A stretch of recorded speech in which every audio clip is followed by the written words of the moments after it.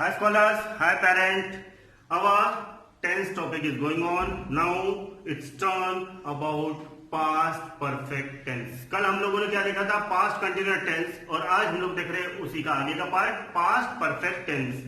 As usual जैसे कि उसमें फॉर्मूले बेस है, इसमें भी हमने कुछ वैसी ही कोशिश की है जिसमें हम लोग फॉर्मूले बेस बनाए हैं ताकि आप लोगों को आसानी जाए और लगभग सेम है लेकिन थोड़े बहुत तो चेंजेस रहेंगे, इसीलिए तो इसे परफेक्ट और उससे कंटिन्यूअस कहा जाता है। तो हम लोग शुरुआत करते हैं अफर्मेटिव सेंटेंस से। अफर्मेटिव सेंटेंस में रूल नंबर 1 क्या बोलता है? सिंगुलर प्लूरल के साथ हैड प्लस V3 आएगा और उसके बाद ऑब्जेक्ट। यहाँ ऑब्जेक्ट भी लिख देता हूं ताकि बच्चों को कंफ्यूजन ना हो। यानी कि जो हम लोगों का नॉर्मल जो फॉर्मूला चलता है कि पास्ट परफेक्ट टेंस का वही है। सिंगुलर प्लूरल यहाँ सब्जेक्ट रहेगा, उसके बाद हैड V3 यानी कि थर्ड फॉर्म ऑफ वर्ब और प्लस ऑब्जेक्ट। एग्जांपल देखते हैं।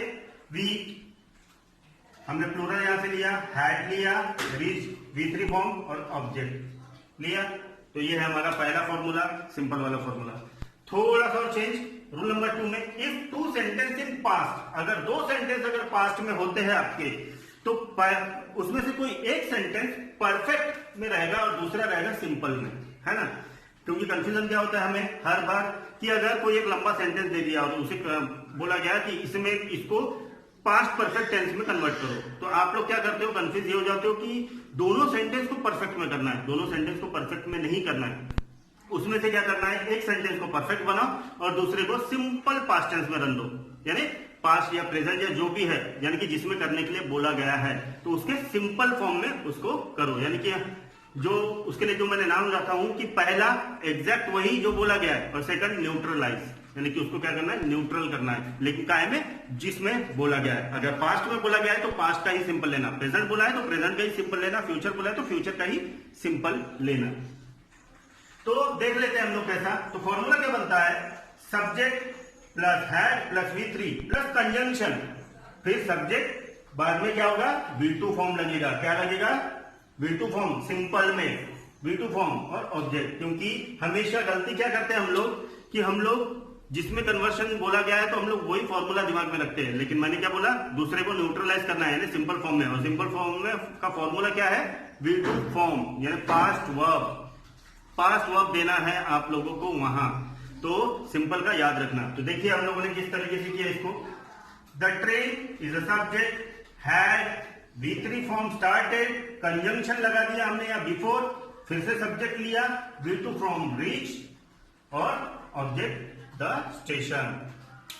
समझा कि हमने क्या किया? पहले वाले को देखो, पहला सेंटेंस देखो, द ट्रेन हैड स्टार्टेड, ये हो गया हमारा पास्ट परफेक्ट टेंस। और देखो बिफोर कंजंक्शन लगा दिए, उसको मारो गोली ऐसे डिशुम डिशुम। I reach the station, I reach the station, क्या किया हमने? सिंपल पास्ट टेंस लगा दिया। रूल नंबर 3 क्या बोलता है हमारा? If you are using after, अगर हम लोग अगर सेंटेंस में आफ्टर यूज कर रहे हैं पास्ट परफेक्ट टेंस के सेंटेंस में अगर हम आफ्टर वर्ड अगर यूज कर रहे हैं तो किस तरीके से आएगा? तो देखो सब्जेक्ट आ गया, V2 फॉर्म आ गया, प्रीपोजिशन अगर लगाना है तो लगाओ, नहीं लगाना है तो मत लगाओ, अगर जरूरत है तो बिल्कुल लगाओ, अगर नहीं है तो मत लगाओ। तो इसलिए ये मैंडेटरी नहीं है, ठीक है? इसलिए इसके ऊपर स्टार करके रख देता हूं। It is not a mandatory thing, लेकिन अगर लगाना है, अगर जरूरत है वहां तो बिल्कुल लगाओ। उसके बाद ऑब्जेक्ट, उसके बाद after, it is also a type of conjunction. उसके बाद सब्जेक्ट, हैड, V3, ऑब्जेक्ट। अब क्या हो गया? आप अगर इसको ध्यान से देखेंगे तो रूल नंबर 2 में पहले हमने क्या किया? परफेक्ट टेंस लिया, उसके बाद सिंपल टेंस। तो इसमें कैसा है? उल्टा। इसमें कैसा है? उल्टा। पहले हमने सिंपल लिया, उसके बाद हमने क्या किया? परफेक्ट लिया, ये याद रखना। अब उसका एग्जांपल कैसे? Subject Ram, went V2, go went gone, होता है ना? तो went V2 form, to preposition school, ठीक है? हो गया ये हमारा क्या? Simple past tense. हमने कंजंक्शन यूज कर दिया आफ्टर, उसके बाद जो हमारा है past perfect tense, he had V3 form learn his lesson, object है। तो ये वाला जो पूरा सेंटेंस जो बना हमारा वो क्या बना? Past perfect tense. और पहला वाला सेंटेंस क्या बना हमारा? Simple past tense. तो ये फर्क होता है अगर आफ्टर अगर यूज करते तो। आफ्टर यानी आफ्टर में ही छुपा हुआ है कि आफ्टर अगर बोलते हैं तो पास्ट परफेक्ट टेंस का आफ्टर में लगाएंगे। Rule number 4, if you use already, अगर हमें पास्ट परफेक्ट टेंस में ऑलरेडी अगर यूज करना है तो उसके ऊपर फॉर्मूला क्या बनता है? Subject plus had plus already और V3 फॉर्म और ऑब्जेक्ट, यानी कि नॉर्मली जो है फॉर्मूला वही, लेकिन हमने बीच में क्या दूसरा दिया उसके? ऑलरेडी। देखो, I had, subject I had, already लगाया, फिर हर्ड, V3 फॉर्म और ये ऑब्जेक्ट, है ना? सिंपल एज, बिल्कुल सिंपल है। ये हो गया हमारे अफर्मेटिव की। अब इसी में हम लोग नेगेटिव का देखेंगे। नेगेटिव का कोई भी ज्यादा बड़ा चीज नहीं है, सिर्फ एक ही चेंज है, subject plus had plus not plus V3 plus object, यानी सब्जेक्ट और हेल्पिंग वर्ब आ जाएगा, उसके बाद नॉट लगेगा। Example, the teacher is subject, had, not, V3 form और द ऑब्जेक्ट। तो ये हो गया हमारा नेगेटिव फॉर्म। हमने क्या किया? हैड के बाद नॉट लगाया। तो ऐसे ही होता है, अब कोई भी टेंस लो, उसका अगर नेगेटिव फॉर्म करना है तो उसके हेल्पिंग वर्ब के बाद, हेल्पिंग वर्ब के बाद ही आप लोगों को नॉट लगाना है। इंट्रोगेटिव यानी प्रश्नार्थक में भी कुछ है रूल्स, 4 रूल है हमारे पास। कैसे?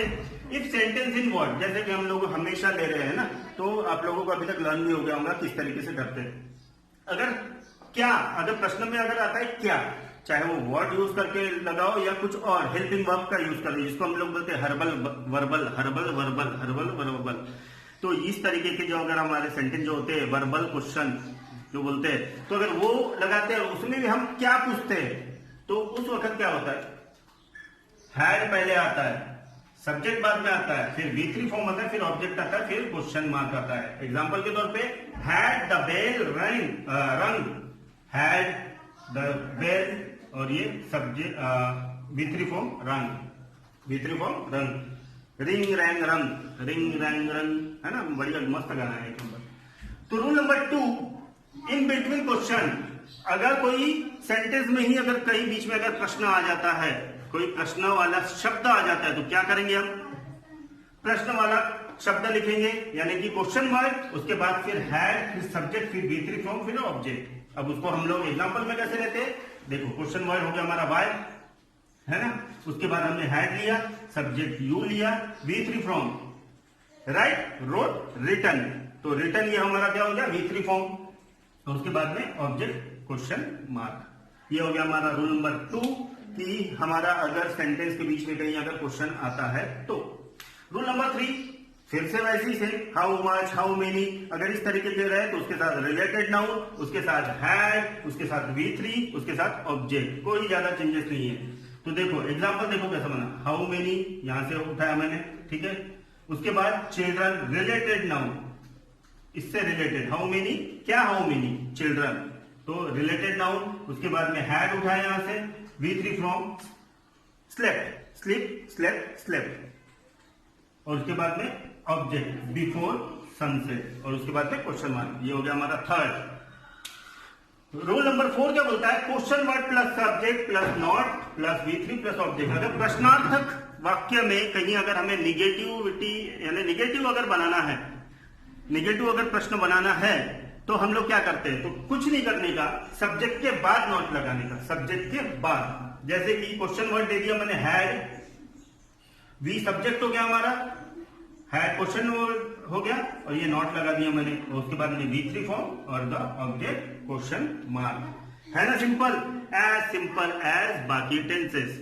इसलिए इसे बड़े ही इजी तरीके से लो तो आप लोगों को बड़े आसानी से आ जाएगा, है ना? कोई अगर इसमें डाउट होता है तो फिर इसे बार बार देखो वीडियो को, तो आप लोगों के डाउट्स भी क्लियर हो जाएंगे। क्योंकि मेरे वीडियो जहां जहां जा रहे हैं वहां से मुझे काफी रिस्पांस आ रहा है कि सर जिस तरीके से आप टेंसेस ले रहे हो उससे हमें काफी मदद मिल रही है सेंटेंस बिल्डअप करने में। तो इसलिए मेरे क्लास के बच्चों, आप लोगों को भी यही मेरा गुजारिश है कि आप लोग भी उतना ही ध्यान दो, क्योंकि बाहर के बच्चे उतना ही अच्छा ध्यान दे रहे हैं जितना उन्हें जरूरत है। क्योंकि ये जो समय है लॉकडाउन का, इस वक्त तो कोई फिजिकल क्लासेस हो नहीं पा रही है, तो आप लोगों के पास ऑप्शन यही बचता है वीडियो का। तो जब बाहर वाले बच्चे ऐसा कर रहे हैं, अच्छा खासा रिस्पांस कर रहे हैं, तो आप लोग भी अच्छा खासा रिस्पांस कीजिए। कोई डाउट आता है तो आपको तो मेरा घर पता ही है, ठीक है, तो आप लोग आके भी मुझसे मिल सकते हो। ठीक है, तब तक के लिए stay safe, stay at home, protect your family from कोविड-19, bye for Chinese product totally, wear mask everywhere. जय हिंद। गाना सुनो।